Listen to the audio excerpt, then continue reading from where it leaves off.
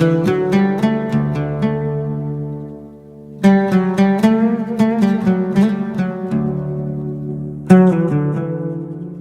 back to Morocco Before You Go, the travel and culture podcast for the City Tour Guide app. I'm Sarah, and with me as always is Rami, our Moroccan culture and travel expert. If you're joining us for the first time, here's where we are in the series. Episode 1 was about resetting expectations. All the things first-timers get wrong before they even land. From the idea that Morocco is Middle Eastern, to the assumption that French will carry you everywhere. Episode 2 went deep into history, 3,000 years of it, from the Amazigh peoples and Roman volubilis, all the way through the great dynasties to independence in 1956. If you haven't heard those yet, they're worth going back for. Today, though, we're moving from history to people, because Morocco gets flattened into Arab country in a lot of travel writing. And that flattening does real damage to how you experience the place. So today we're asking, who will you actually meet? Rami, welcome back. Always glad to be here, Sarah. And I think this is genuinely one of the most important episodes in the series, because how you understand the people shapes everything. How you read a market, how you respond to a greeting, how you feel when someone invites you in for tea. If you arrive thinking Morocco is one thing, you miss so much of what's right in front of you. So let's start at the top. When someone says Moroccan, what does that actually mean in terms of the people themselves? Because you've said before that the identity is layered. Layered is the right word. The foundation, and this goes all the way back to what we talked about in episode 2, the foundation is Amazigh. The Amazigh, the people who have been in North Africa since at least 10,000 years ago, possibly longer, they are not a minority population tucked away in remote mountains.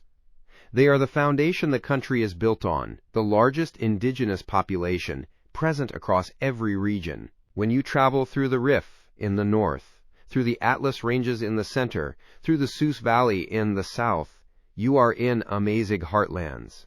And then Arabic came with the Islamization of the region starting in the 7th and 8th centuries, and Arab tribal migrations came in waves over subsequent centuries, so Arab identity and Moroccan identity became deeply intertwined.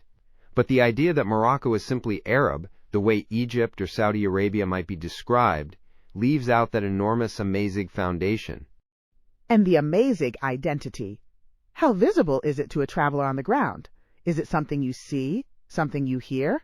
Both. In the Atlas Mountains, you will hear Tamazight spoken constantly. We'll get to the language stack in detail in a bit. You'll see the Tifinagh script, which is the Amazigh alphabet, on signs in government buildings since it gained official status in 2011. You'll also see it on commemorative coins, though interestingly it doesn't appear on standard circulating banknotes yet, and that gap tells its own story about how uneven the implementation has been in practice. In the Souss region around Agadir and Taroudant you hear Takhilit, which is another Amazigh dialect. In the Rif, Tarifit.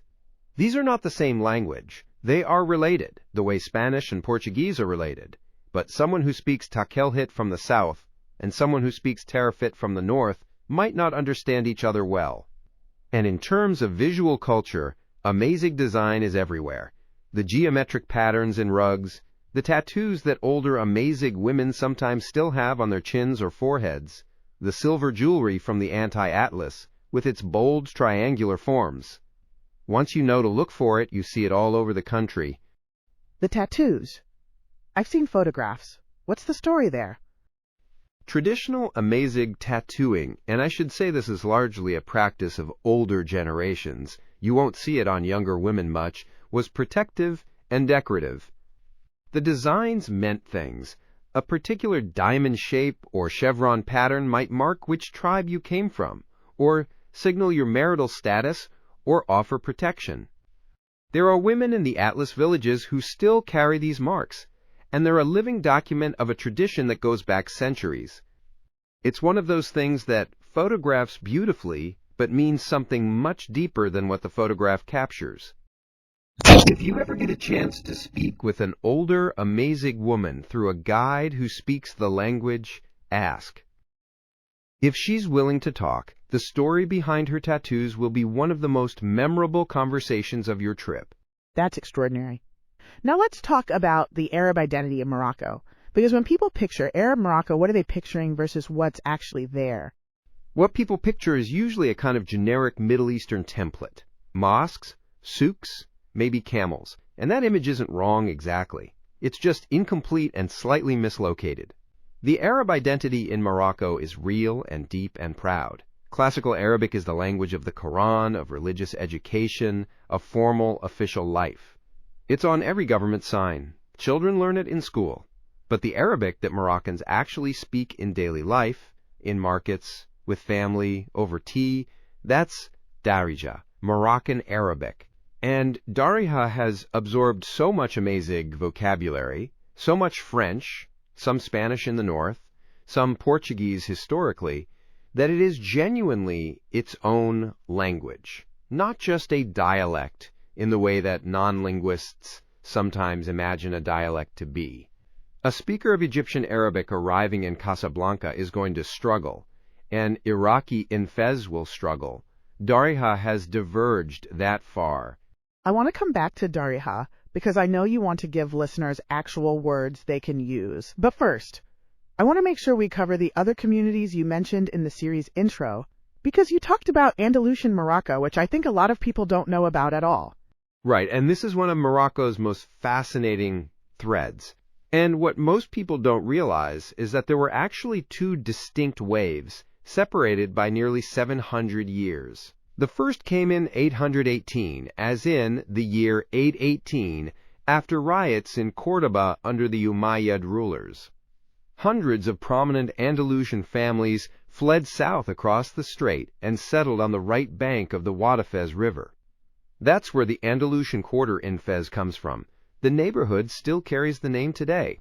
They built the Andalusian mosque there in 859, which later dynasties expanded into a major complex. So Fez already had this deep Andalusian layer before the more famous expulsions even happened. Then the second, much larger wave came in 1492, the same year Columbus sailed, which is not a coincidence in terms of what Spain was doing that year. When the Reconquista completed its work, enormous numbers of Muslims and Jews were pushed out. The Sultan at the time accepted them. Fez absorbed tens of thousands more refugees from Andalusia. The descendants of those two waves brought with them Spanish music, architectural styles, crafts, a particular way of cooking. The music tradition called Al-Andalus, or Andalusian classical music, still performed in Fez, in Tetuan, in Chefchaouen, is a direct inheritance from the courts of Granada and Córdoba. These people had been in Spain for generations, some of them for centuries, and they arrived in Morocco carrying an entire civilization in their hands. That's heartbreaking, actually. Whole cities worth of people. Just gone. Gone from Spain, but not gone from history. And the fascinating thing is that in some families in northern Morocco, in places like Tetuan, you still find this consciousness of Andalusian origin. There are families who preserved keys, literal house keys, from their homes in Spain for generations. There are songs and recipes that trace back to Andalusia. The architectural style in Tetuan's Medina is so similar to what you find in Granada's Albayzín quarter that Spanish visitors sometimes feel a jolt of recognition.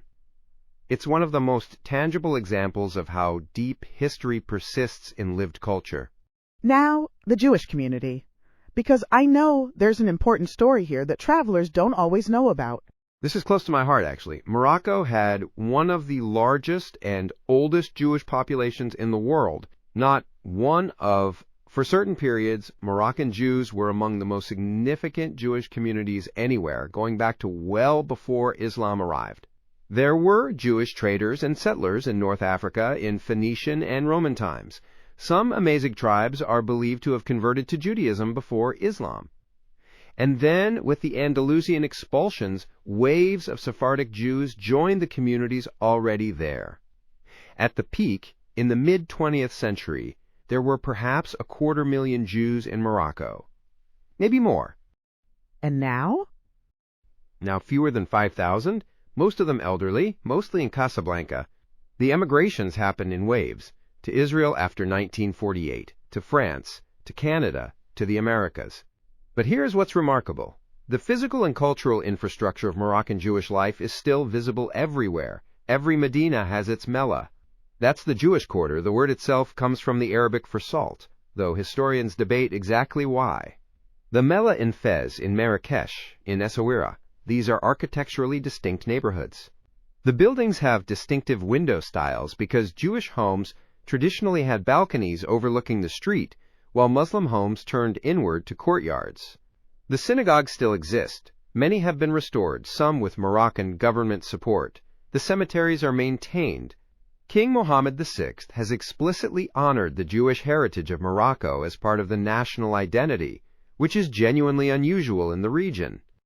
As a traveler, can you visit these spaces? Many of them, yes. The Ibn Danan synagogue in Fez is one of the oldest in Morocco, and it's open to visitors. In Marrakesh, the Lazama synagogue in the Mellah is another. In Essaouira, there's the Simon Attias synagogue, and the whole port city has a notable Jewish legacy. The Bab Saba Gate in the Essaouira tour on the Morocco Audio Tour offline app is one of the entry points into a city whose history is deeply layered with Jewish merchant presence. You don't need to be Jewish to find this history moving. There's something about standing in a space where a community that is mostly gone once had its full, daily, ordinary life. Schools, bakeries, weddings, arguments, that hits very hard. You mentioned the Gnawa community earlier. In the intro, you described them as having sub-Saharan roots. Can you explain who the Gnawa are for listeners who haven't heard the name before? The Gnawa are one of Morocco's most distinctive communities, and they are the proof that Morocco's story runs south as well as north. Their ancestors were sub-Saharan Africans, people brought to North Africa through the trans-Saharan slave trade, which operated for centuries before and alongside the Atlantic trade that's better known in Western history. Over generations, they built a spiritual and musical tradition that is unlike anything else in Morocco or anywhere else. The music uses a three-stringed bass lute called the guembri and metal castanets called krakeb, and the sound is this deep, hypnotic, almost percussive groove that sits under long call-and-response singing. It's used in healing ceremonies called Lila, where the music is played for hours to bring a person into a trance state that's understood to connect them with spiritual entities called Dimluk. I've heard Gnawa music described as Morocco's blues. Is that fair? It's a metaphor that has some truth in it. Both traditions emerged from the trauma of enslavement and turned that pain into something transcendent and deeply musical. Both traditions have been absorbed into global music culture in ways that sometimes strip out the spiritual context. But the comparison can also be reductive if you stop there, because Gnawa is its own complete cosmological system, not just a genre. Each spirit, each Shemluk, has its own color, its own incense, its own songs, its own foods. A Lila ceremony is a very serious spiritual event, but the music is also crossed over. You hear it in Essaouira every year at the Gnawa World Music Festival, which is one of the great music events on Earth, and you hear its influence in the work of artists from all over the world who have collaborated with Gnawa masters. It's everywhere once you know it, in cafes, in music shops, on street corners in Marrakesh. If you hear that low-string groove walking through a medina, that's it. Okay, I want to shift now into the language section, because you've been threading language through this whole conversation, and I think listeners need a real map of what they're going to hear on the ground. Because one of the things we established back in episode 1 is that Morocco has 4 languages operating simultaneously, and that can be disorienting if you haven't thought about it. Yes, and I'd say it's worth distinguishing between the official languages, the spoken languages, and the languages you'll actually need as a tourist, because those 3 lists are not the same. Official languages are Modern Standard Arabic and Tamazight. Taught in school languages include those plus French, and in some northern regions, Spanish. Spoken daily languages are Darija and the Amazigh dialects, and French in educated urban contexts. And, as a tourist, the honest answer is that French gives you the most traction in cities, English is increasingly useful, especially with younger people and anyone in the tourism industry. Spanish is helpful in Tangier, Tetuan, and the north. And knowing even a handful of Darija words will change your interactions in ways that none of the others will. Let's go through them one by one. Start with Darija, because I know that's the one you're most excited about. Darija is the spoken Arabic of Morocco, and calling it a dialect undersells it. It is a fully formed language that has evolved over 1,000 years of contact between Arabic, Tamazight French, Spanish, and a little Portuguese. It is the mother tongue of most Moroccan Arabs, and it is widely understood even in Amazigh-dominant areas. If you learn 10 words of Darija, you will be received differently. Full stop. Not slightly differently. Noticeably, warmly, laughingly differently. Moroccans love when foreigners try. They don't expect perfection. They expect the attempt.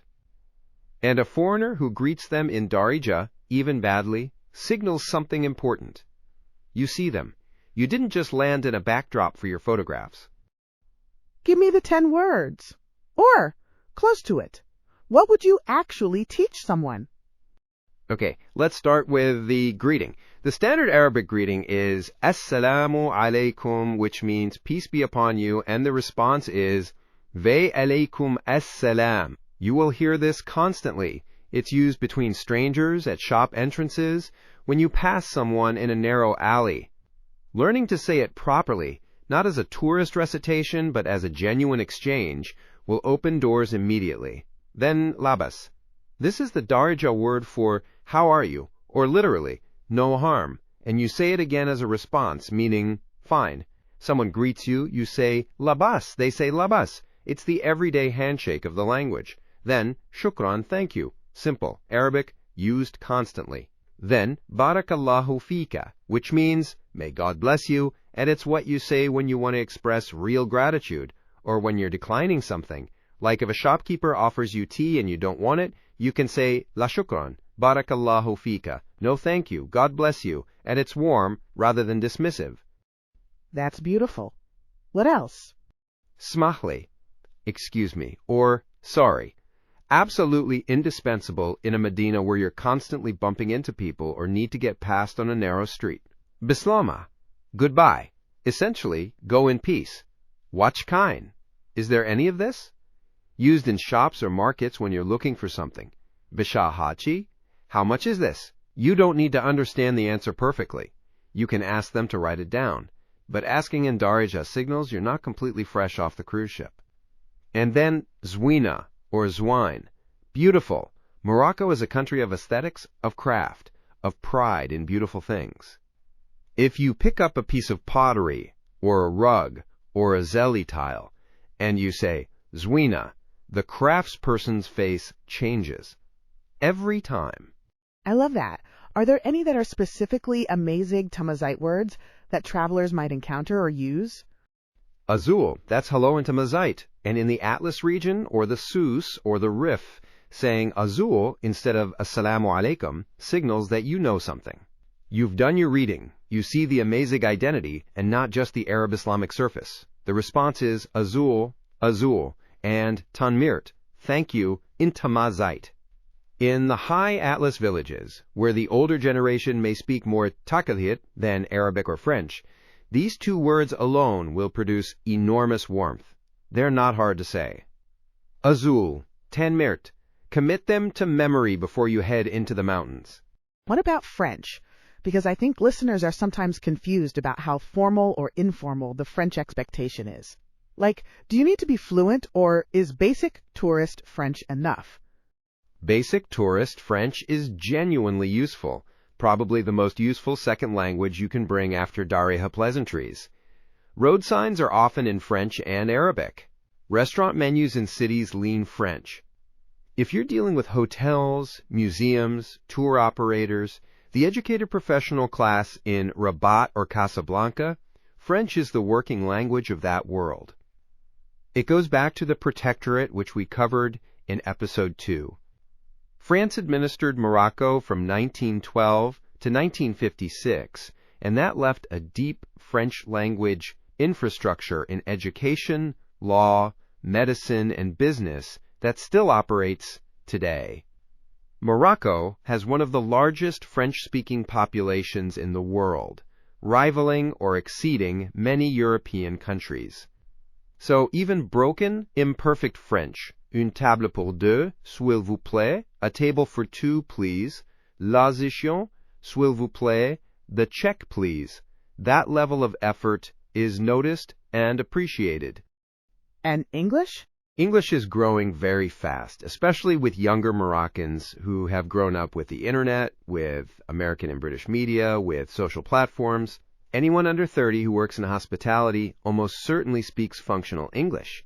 In medina guest houses, in tour operations, in the major cities, you'll find English. In rural villages, in traditional trade spaces with older generations, much less. My honest advice: learn your Darija pleasantries, keep your French accessible if you have it, and assume English will work in tourist-facing contexts, but not everywhere. You mentioned Spanish. Where does that fit? Northern Morocco, Tangier, Tétouan, Chefchaouen, the former Spanish protectorate zone. Spain administered that strip of the north separately from the French zone, and Spanish saturated the culture there. It's been 2 generations since the protectorate ended, but Spanish still has real presence. Radio stations, family vocabulary, older residents who learn Spanish in school. If you're heading north, gracias and buenos dias will land warmly. And Seydou and Melilla, of course, those are Spanish-administered enclaves on the North African coast bordering Morocco. So you're in Spanish sovereign territory if you visit them, and Spanish is the official language. Okay, I want to get into the gestural and behavioral side of things, because I think language is only part of how you communicate in any country. And Morocco has some specific habits around eye contact, personal space, the use of hands, things that travelers regularly misread. What do you want people to know before they arrive? The first thing, and this applies especially to women travelers, though not only, is that eye contact means different things in different contexts. With the same gender, prolonged eye contact is perfectly normal and warm.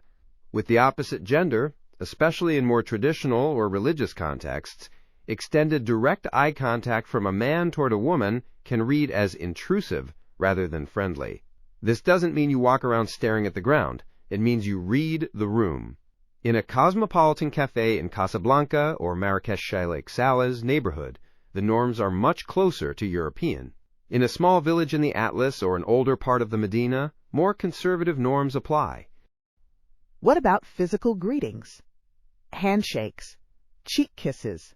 What's the protocol? Between men, a handshake is standard, but often followed by bringing the right hand to the heart. This gesture means, I greet you sincerely from my heart. It's warm and it's beautiful, and if someone does it to you, you do it back. Between close male friends or male relatives, cheek kisses, 2 or 3, depending on region. Between women, similar. Between a man and a woman who don't know each other, the safer assumption is to wait and let the woman lead. Some Moroccan women will extend a hand to shake, others won't, and that's a religious or personal choice, not a rejection. If a woman doesn't extend her hand, a man can simply nod and put his own hand to his heart. No awkwardness. What about the heart gesture? I want to make sure listeners really get that one, because I've seen it described, but I think it needs more explaining. It's exactly what it sounds like. After a handshake, or sometimes instead of one, you place your open right hand flat against your chest over your heart. It can mean, thank you from the heart. It can mean, I wish you well. It can mean, no thank you, I'm fine, when declining an offer. Like if a shopkeeper invites you into his shop and you don't want to go, you can put your hand to your heart and gently shake your head. And he understands you're declining respectfully, not dismissively. It's one of the most versatile and genuinely felt gestures in the whole interaction toolkit. Use it. People will notice. What about sitting, space, posture? Are there things that seem neutral to a Western traveler but read differently? Feet are the big one. In Morocco, as across much of the Muslim world, showing the soles of your feet is considered impolite. If you're sitting on a cushion or floor in someone's home, which happens in traditional spaces, tuck your feet under you or to the side rather than pointing them toward your host. Entering a mosque, which many in Morocco permit respectfully dressed non-Muslim visitors, remove your shoes not just as a practicality, but as a conscious gesture of respect. The same applies in some homes. If you see shoes at the door, take yours off. And personal space? I've heard that it's generally closer than Northern Europeans or North Americans might expect. Yes. Moroccan social interaction, especially between people of the same gender, operates at closer physical proximity than, say, Northern European norms. Standing close, touching a shoulder during conversation, walking arm in arm. These are all normal expressions of warmth between friends, or even between people who've just met and are getting along. If someone stands close to you in a conversation and it feels like they're inside your personal bubble, they probably like you. That's a good sign. The instinct to step back slightly can read as coldness. Try to stay with it and see what happens. What about when someone invites you in for tea? Because I know this is one of the great confusions for visitors. They can't tell if it's genuine hospitality or a sales tactic. Both exist, and learning to read the difference is genuinely useful. Genuine hospitality is one of the most profound features of Moroccan culture. The obligation to welcome a guest, to offer tea, to make sure a visitor is comfortable. This is not performance. It comes from a very deep cultural and religious root. The Prophet Muhammad said that hospitality to a guest is an obligation, and that belief is operational in daily Moroccan life. If you're in someone's home or in a space where there's clearly nothing for sale and you're offered tea, accept it. The refusal can be genuinely hurtful, not in a dramatic way, but in a quiet way. You have declined their generosity. Stay for the tea. It is never as long as you fear, and it is almost always one of the best things that happens on any trip to Morocco. And the shop version? The shop version is real too, and you know it when you see it. You're in a rug shop, you've been invited to sit, mint tea appears, and now you feel obligated to buy something because you've accepted their hospitality. Here's what I want to say very clearly. Accepting tea in a shop does not obligate you to buy anything. Full stop. Moroccan shopkeepers know this, even the aggressive ones. You can drink the tea, look at the rugs, say, "These are beautiful but not right for me today," and leave. Barakallahu fik as you go. Nobody expects you to convert a tea invitation into a guaranteed sale. If anyone makes you feel genuinely trapped, you leave. But most of the time, the tea is just tea, a lubricant for a pleasant conversation that may or may not end in a purchase. I want to come back to something you said early in the episode about the Andalusian community and their music tradition, because I think sound is actually a big part of how you experience the people of Morocco, and we've touched on Gnawa music. Are there other musical traditions listeners should know about so they can recognize what they're hearing? Yes, and this is a thread that runs through the whole episode, because every community we've talked about has its own sound. Andalusian classical music, al-ala, is the aristocratic tradition from Fez and Tétouan, slow and stately, and sung in classical Arabic with lute, violin, and percussion. It's what you hear at formal cultural events and some riads that host evening music. Gnawa, as we described, the deep Gwembri groove, the healing ceremonies. Then there's Chabi, which is Morocco's popular folk music, high energy, call and response, the music of street weddings and celebrations. And then there's Aita, which is an art form from the Atlantic Plains, often performed by women called shikat, and it's a kind of ecstatic singing that carries a reputation for transgression. These women sing in public, which has historically been considered improper in conservative contexts, and their songs often deal with desire and freedom in very direct terms. When you hear different music in different parts of Morocco, you're actually hearing community identity.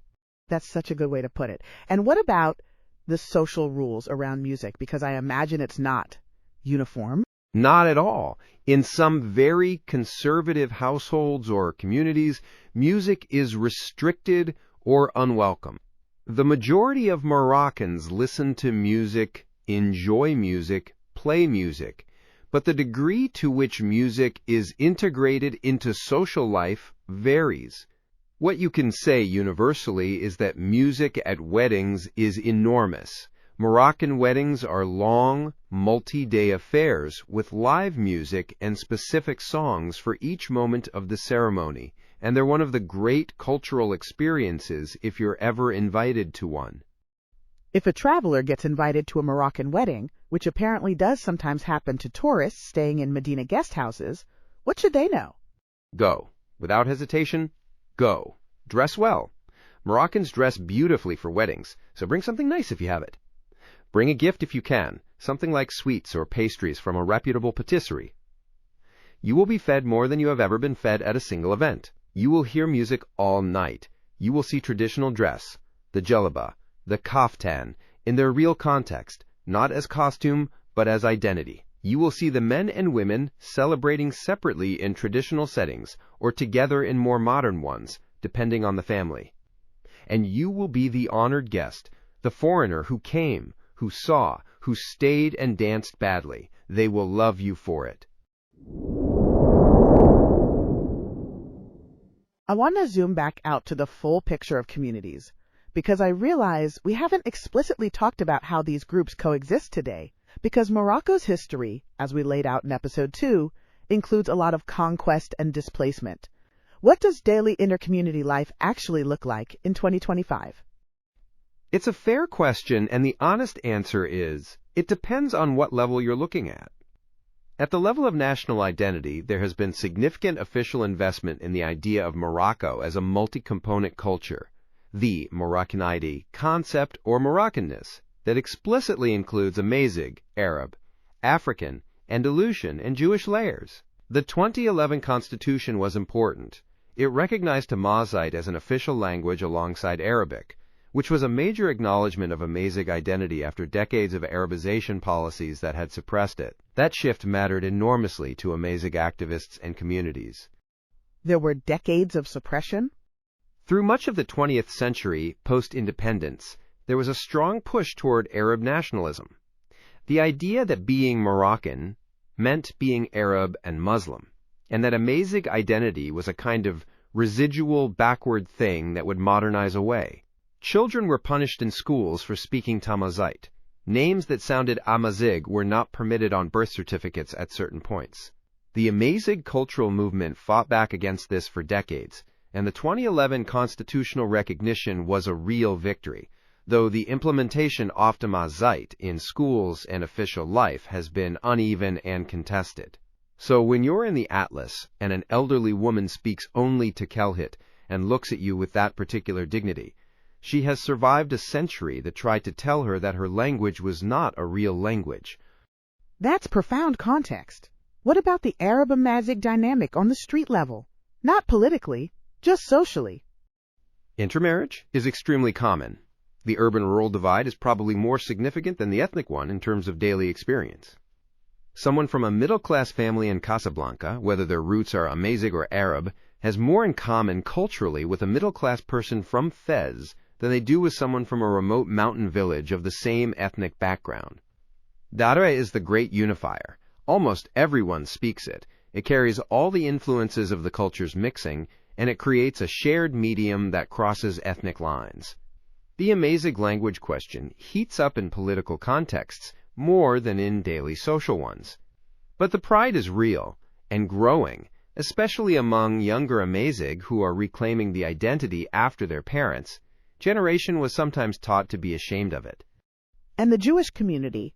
You said there are only a few thousand left. Is anti-Semitism an issue in Morocco today? It would be dishonest to say there's no tension in a region where the Palestinian question is deeply felt. But the relationship between Morocco and its Jewish heritage is genuinely different from other countries in the Arab world, and that difference is meaningful. The Moroccan state has consistently maintained that Jewish history is part of Moroccan national heritage. There is a museum of Moroccan Judaism in Casablanca, the only museum of its kind in an Arab country. The king has repeatedly spoken of the Jewish component of Moroccan identity. And there's something else. A very large number of Israeli citizens are of Moroccan Jewish descent. the Mizrahi and Sephardic communities who emigrated in the 1950s and 60s.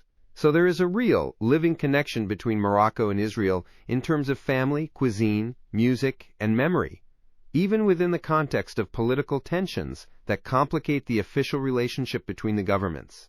A Jewish traveler in Morocco is generally welcome and safe, and will find that the cultural memory of Jewish presence is preserved and sometimes celebrated in ways that are moving and unexpected.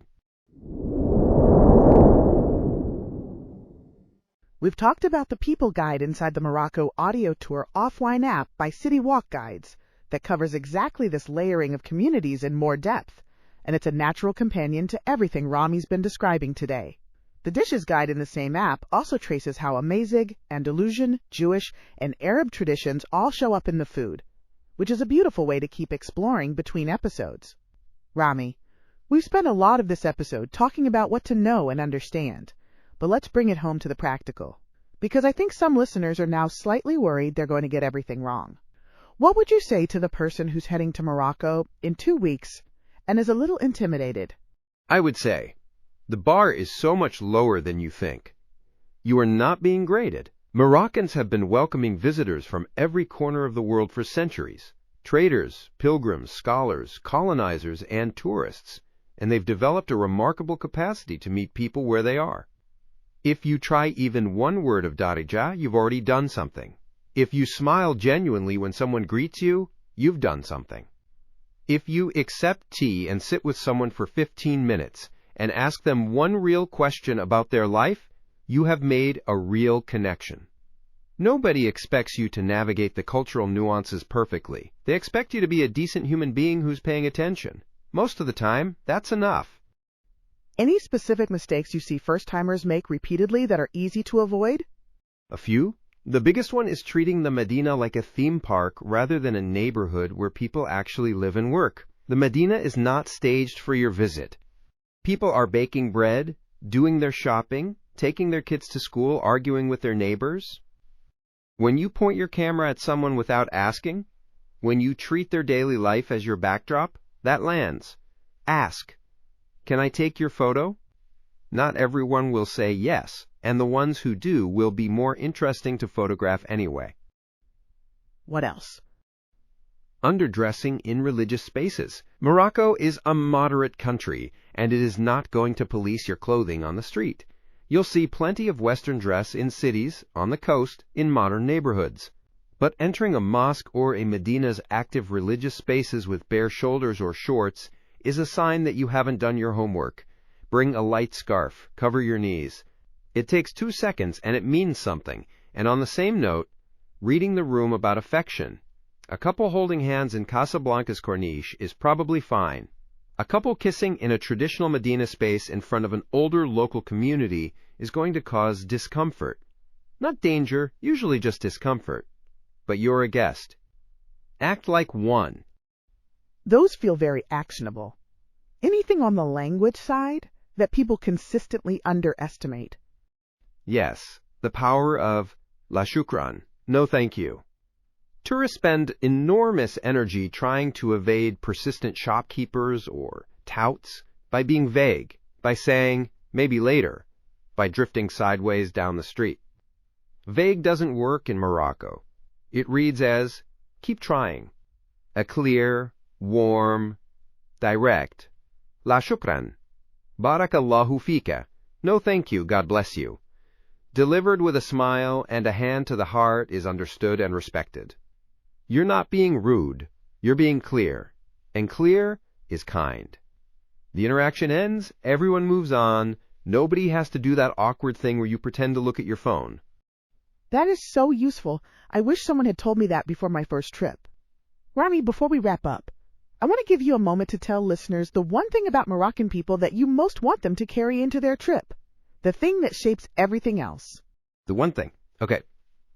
It's this. In Morocco, time is a social resource, not a commodity. When someone stops to talk to you, or invites you for tea, or walks with you even slightly out of their way to make sure you find what you're looking for, they are giving you something real and considered. They are not in a hurry to get away from you. And if you receive that with the rushed transactional energy that a lot of Western travelers bring, constantly checking their phone, half engaged, visibly hurrying to the next thing, you will miss the best part of Morocco. The best part is not on any itinerary. It's the conversations that happen when you're not in a hurry. The old man outside the mosque who wants to know where you're from and tells you about his son who lives in Montreal. The woman in the souk who teaches you how to pick the right cumin. The shop owner who, after you spend 45 minutes looking at his rugs and buy nothing, pours you a third glass of tea and says, "Next time, maybe?" Morocco rewards presence. It rewards slowing down. Every single time. I think that's the best possible note to end on. Next week, we're moving to the imperial cities, Fez, Marrakesh, Meknes, and Rabat. And Rami's going to give each one its honest character, its trade-offs, and help you figure out which ones actually belong in your trip. The Morocco Audio Tour offline app by City Walk Guides has audio guides and articles that go deeper on everything we've covered today. You can find it all at listenmoroc.com. Rami, thank you. Always, Sarah. Safe travels, everyone.